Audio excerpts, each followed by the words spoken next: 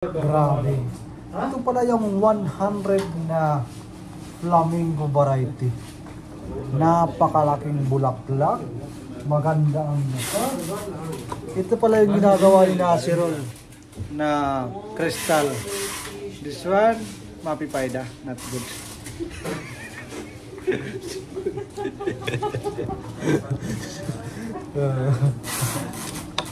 Ayan. This one, gloves. This is expensive. Only Sheikh can buy this one. Expensive this one. So, huli ko na may pakita sa inyo. Hindi ko na kayong makalimutan. Laki oh. Laki ng bulas ng isang stem. Makikita nyo yung isang stem oh. Laki ng stem. Napakatibay.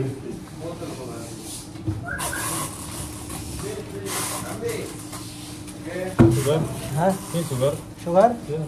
No, sugar is not good to our body. This one okay? This one? Salt. No. I use a pink salt, bro. Himalayan salt. Yeah. Chai making good with some salt. This one, Nasirol. Nasirol. Hey, today make chai, huh? Ang lupit talaga gumawa ni Paring Florian. Ang lupit talaga gumawa. Bottle yan? Hindi talaga magpapaulit ito na sa likuran mo eh. Panira talaga ng ano ko. Halit na yan. Gusto talaga eh. Alimaw talaga si Paring Florian kung gumawa oh. Grabe. Nakagat Mga ng- kalodi oh. Nakagat ng halimaw Pantay eh. na pantay talaga yung pagkakagawa. Ayok. Ang Ayos lupit na mo, pala Lodi. eh. Ginawa mo pang hayop. Kung sinabi mong kung tao sa lalas, pwede pero hayop ang ginawa mo. Haba. Ngayon tatalian natin para ang hirap. Mahirap pa sa mahirap. Ng stem mo. Grabe. Lahat ng klase ng rose makikita nyo dito. Kung mayroon kayong katanungan tungkol sa mga bulaklak, lahat ng klase ng roses, aba, mag-comment lang kayo, isasagutin natin yan.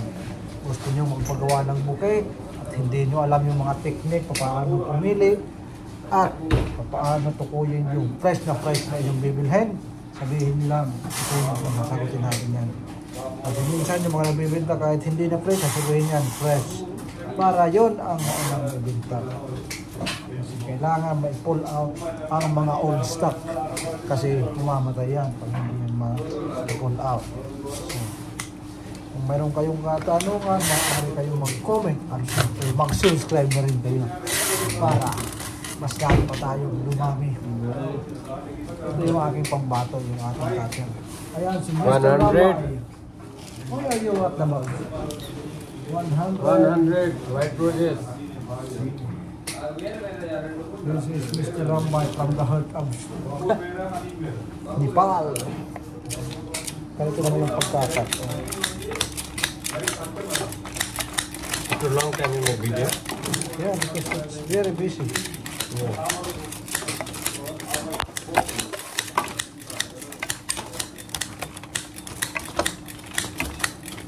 Nakakangala yung pagpuputol eh. Lalaki ng stem.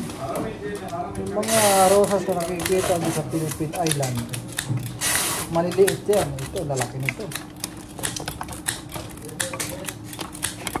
Ang ating variety kadalasang ginagamit ay Rosa Prima variety.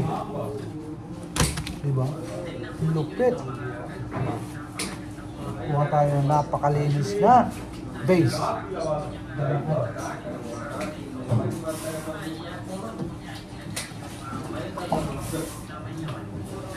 At syempre bago natin ipasok, kailangan hugasan para hindi pasukin ng bakterya. Kailangan hugasan ng stem para hindi madumi. Excuse me, bro.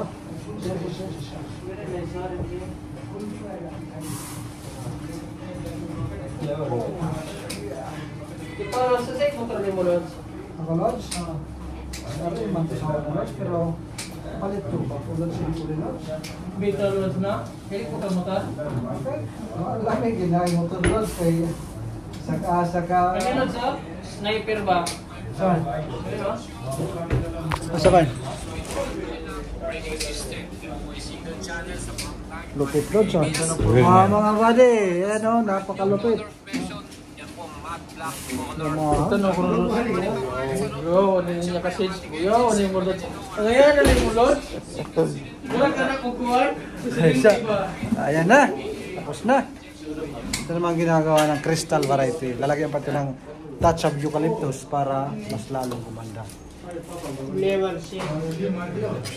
Ito ay wala pang 1 year yan pero malupit na. Tagalinis lang yan sa una. Ganun talaga ang buhay. Hindi mo akalain na magiging florist. Dati yan na construction worker. Oh, this year what to before you come here, bro? Gypsum board, no? Toilet? Sadia chicken. Huh?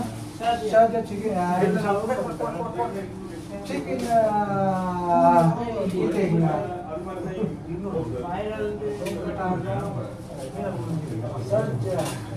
Sadia or Saudi? Sadia. Balikan ko kayo, balikan. Or halina, samahan niyo lang kayo po. Hindi, laki nito.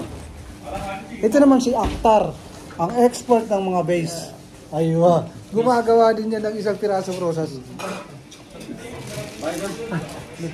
Excuse me, bro! Ayan si Pahim. Ang trabaho niyan, tagahawak lang yan ng base. Ayan, yung taga-picture. Ito yung bago namin shipment, oh. Ship lang ngayon. Si Mr. John! Very nice. So this guy, the handsome guy there, sitting down. Thomas, flower, and the other side.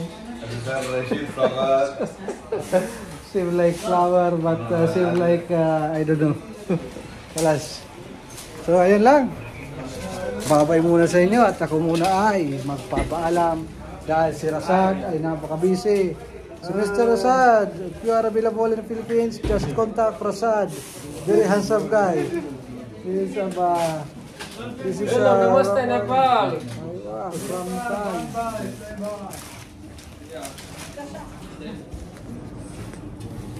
Payten. Yo, bro. 510, Chicken over.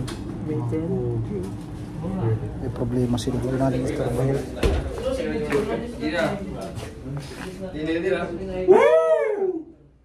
Yun lang. Bye-bye.